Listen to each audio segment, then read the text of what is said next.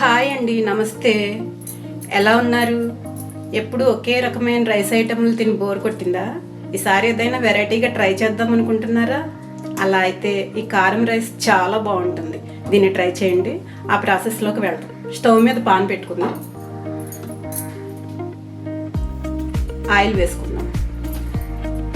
2 table స్పూన్లు ధనియాలు వేయించుకుందాం.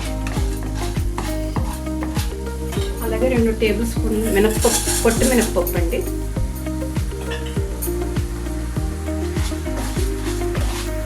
ఒక 10 ఎండుమిర్చి దోరగా వేయించుకుందాం. ఇవి దోరగా వేగాయి. వీటిని మిక్సీ జార్లో తీసుకుందాం.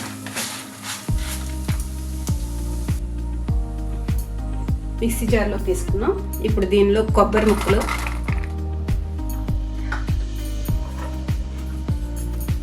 వెల్లుల్లి, జీలకర్ర, చింతపండు ఇవి వేసి మిక్సీ పట్టుకుందాం. స్టవ్ మీద మళ్ళీ పాన్ పెట్టుకుందాం. ఒక స్పూన్ నెయ్యి వేసుకుందాం.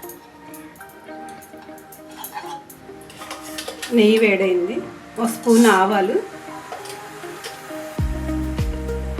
జీలకర్ర వేయించుకుంటాం.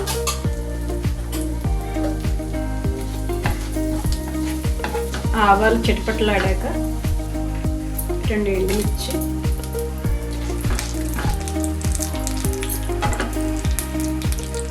ఇంగువ,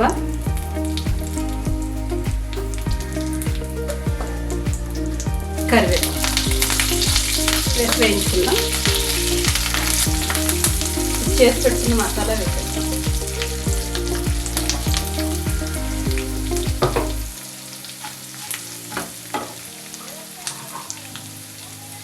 ఒక స్పూన్ ఉప్పు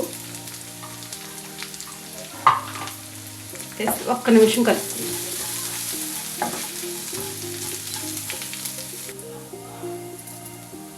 ఇప్పుడు దీనిలో 1 కప్ రైస్ వేసి కలుపుకుందాం.